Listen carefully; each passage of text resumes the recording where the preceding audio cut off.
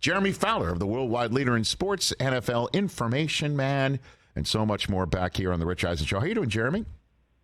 Hey, I'm good, Rich. Thanks for having me. I was thinking about that Super Bowl dream matchup. I got Jets-Cowboys.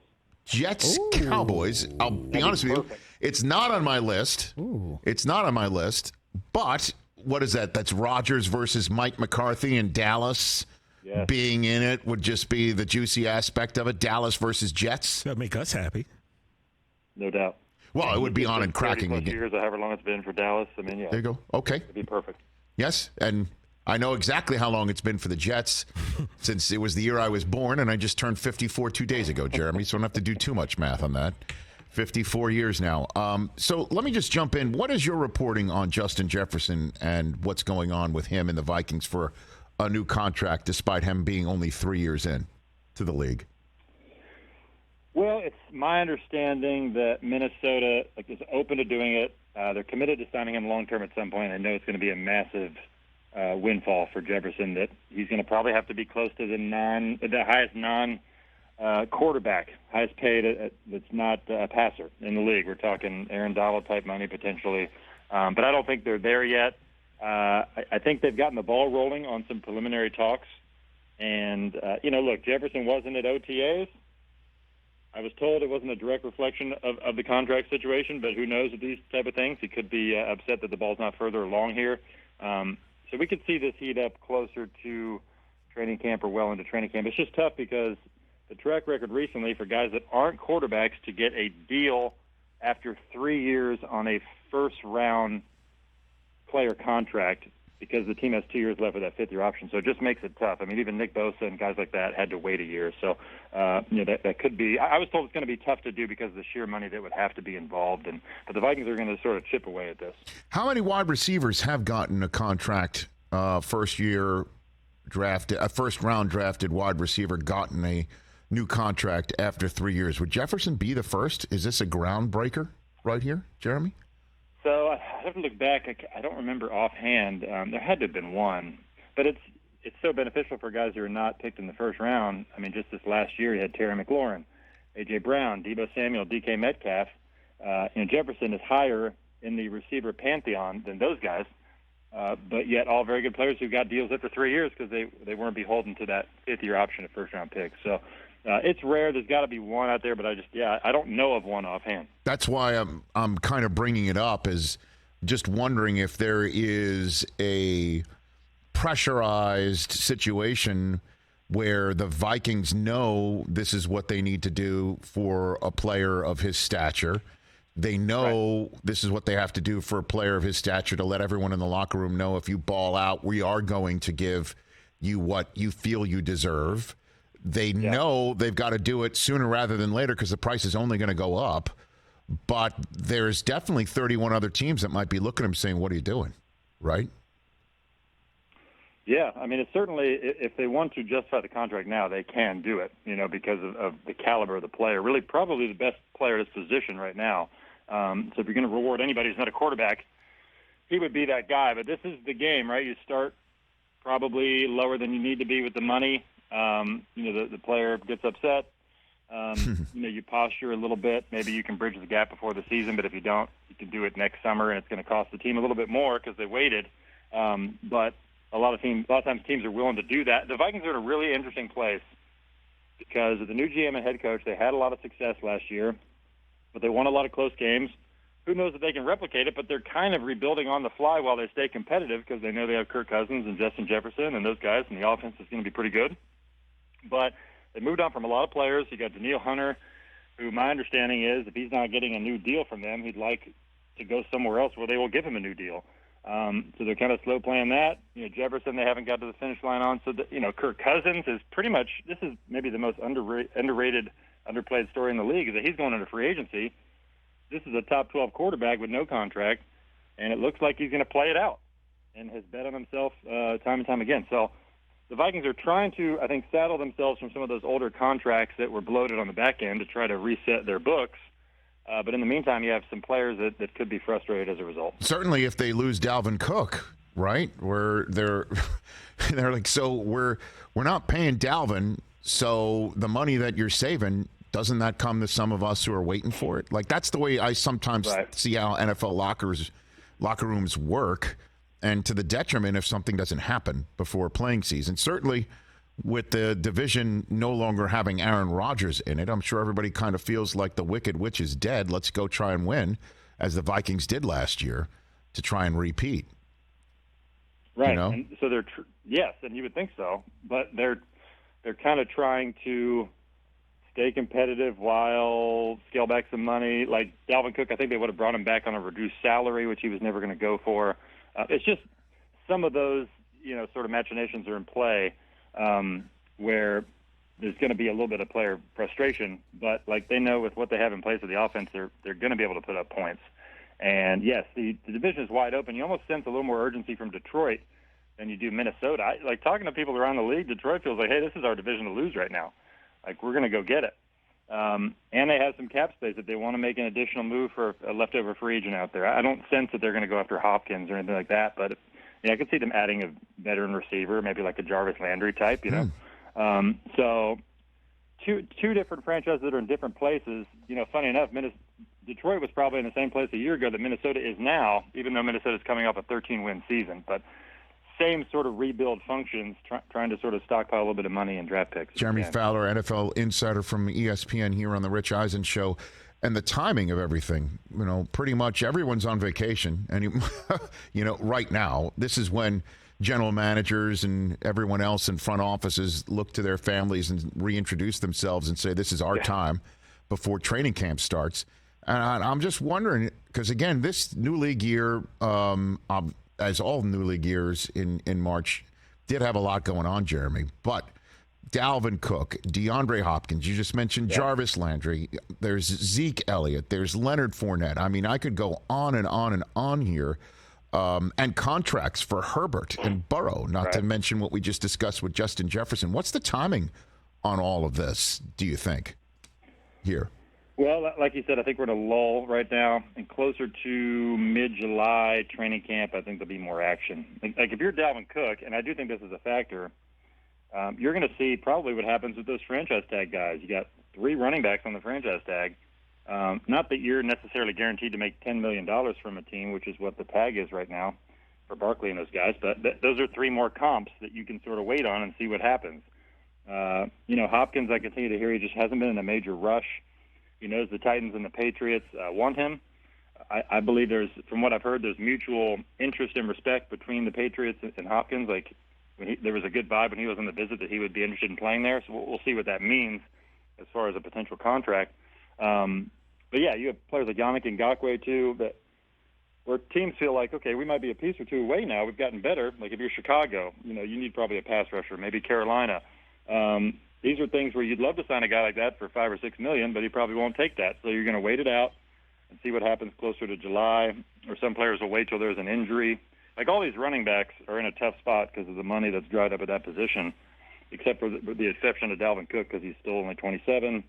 Still some prime years left, still a top 10 running back. But, if you're Fournette or Kareem Hunt or some of these guys, I could see them waiting into camp to see if somebody gets hurt potentially.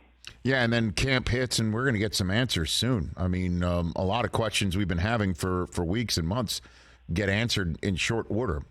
Who do you think the starting quarterback for the 49ers is going to be this year, Jeremy? Well, I think if Brock Purdy is healthy, like if he clears all the tests he needs to and can throw the ball the way he needs to, I do believe he'll be the starter. I will say this, and this has persisted for a while. When the 49ers signed Sam Darnold early in free agency, gave him decent money, and considering like people have always just sort of been enamored with him around the league, for better or worse, despite the struggles, there are a lot of people around the league that think that he'll play meaningful snaps for San Francisco this year based on why they signed him, when they signed him, just some of the ability and that he's a perfect fit for Kyle Shanahan's offense. That might actually bring out the best in him for once. And so I'm curious to see how that plays out. It's like a choose-your-own-adventure with them, too, because, like, Trey Lance, the issue really it seemed to be accuracy in the limited time that he played, but they still really do not know what they have. Like, even when you talk to people over there, they're like, he just has not played enough football to evaluate him. And he is a hard worker, and, he does a lot of good things that we still liked when we drafted him 2 years ago. They're just in a tough spot with it. So it really, like, if any of those three guys played snaps, it wouldn't shock me, but I would put Purdy as the one if he's healthy. That seems to be the case over there. But, like, there's a feeling that Darnold could be out on the field at some point and playing for that team in meaningful snaps. So I'm going to ask you a sports talk radio question, Jeremy Fowler. You got to answer it, is what I mean. Okay. So Darnold was signed as Purdy insurance or Lance insurance? Ooh, I think both, probably. No. You're not allowed. I'll go Purdy insurance. I'll go Purdy insurance. Purdy insurance at the time, just in case he couldn't be ready. Because that's the whole point with Lance. You mentioned, again, that some people there saying we don't even know what we have in him. You got to play him in order to find out what you have in him. That's why finally the Packers decided to go with Jordan Love. They had to see what they have in him despite who they had. And it's amazing that Mr. Irrelevant, which obviously we still refer to Brock Purdy being the last pick in a draft as being, is going to be the guy. And I don't blame them, because if you got a guy on a 7th-round contract playing elite quarterback play, you got to go with that guy. So what happens to Lance if Purdy's healthy and they're like, we're going to go with him, and Darnold is somebody that they think is perfect for the system? Do they just go with Lance sitting there as the third guy because they needed somebody who was the third guy last year? Ooh, it's tough to even imagine that, because, like, you got a number 3 overall pick that you gave up 3 first-round picks for as your emergency quarterback in that case, which you can have now. If you got 3 guys on your active roster, new NFL rules say you can have an emergency third quarterback. And in this scenario, that would be Trey Lance. I keep going back to this. Like, the most important catalyst in San Francisco is Kyle Shanahan, right? It's really his baby for the most part. And, just from what I heard when I asked about Brock Purdy and Kyle Shanahan, it's just Brock is in tune with Kyle. He does what Kyle wants. He runs the offense how he wants. Now, but he's got a ceiling, right? He doesn't have that huge arm and the big-time ability. Will Kyle tire of that eventually? I don't know. But they have so many weapons and a good offensive line and so many playmakers, it probably doesn't matter. But when Purdy's out there, you know what to expect. You know what he's going to do, and Kyle likes that. I mean, that's just my sense. And so because of that, I put him as QB1 when he's healthy. But that's a serious injury, so he's got some hurdles to clear here between now and, say, late August. And then you got Lance sitting there. I just don't sense there was a lot of trade movement. There wasn't any sort of significant offer where they could justify it. And so he's got 2 years left under his contract. They don't necessarily have to panic on it. They can wait. Maybe somebody makes a great offer. Maybe he plays in the preseason and does great, and then there's an offer in late October from a team whose quarterback got hurt at the trade deadline. Like, there's a lot of potential opportunities they can brace for if they do want to move on. But talking to other teams, they think, like, they'll probably move on eventually because there's no 5th-year option. Like, they don't see San Francisco picking up that option for him. And so really you're looking at 2 more years under contract when you can try to get some value for him. But, yeah, it's a fascinating situation, because I don't necessarily think he's done a bunch wrong where they're so down on him, but they just don't know what to expect, and Purdy's the better option right now. Jeremy Fowler of ESPN. A few more minutes left with the NFL Insider. I'll ask you the question I've been asking everyone from our world coming on this program last week. What happened in Buffalo when Diggs was either sent back in, or he left of his own volition, or nothing really happened? He just left. I mean, what do you got for me there, Jeremy? Well, it's a situation where you're trying to piece it together. Nobody will spell it out. But what I know is that last game against Cincinnati, he walked out uneasy, was unhappy. That was clear to everybody there. And it seems like what happened on the field was certainly a part of that, with him not getting the ball in crucial situations.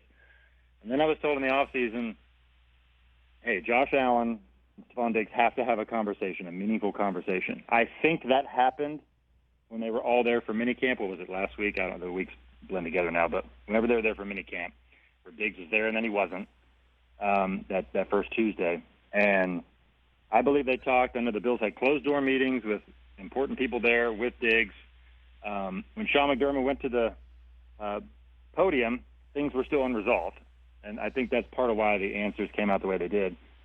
And I was told pretty adamantly, though, that Diggs would not have been there for that minicamp practice on the field had he not felt they were in a little bit better of a place than they were before that Tuesday. So I do sense that things were positive, and I'm told the Bills fully expect him for training camp. Like, they don't necessarily expect any sort of funny business here. they believe they do have this resolved. To what extent, I don't know. I'll be honest with you, Jeremy. I'm a little bit flabbergasted that again, piecing it all together from what you said, your colleague, our friend Robert Griffin III last week, and everyone else who's come on this program, piecing it all together, it does appear that whatever happened in that playoff game against Cincinnati, the conversation required to put it to bed between Diggs and Allen sat undiscussed for months. Really? Like no phone call, no FaceTiming, no meeting. Like literally what needed to be said between two guys who have both on this program talked about how much they love each other. Yeah. It went months without being resolved? For real? Well, what I don't know is whether they had any sort of contact this offseason. I don't know that for sure. Right.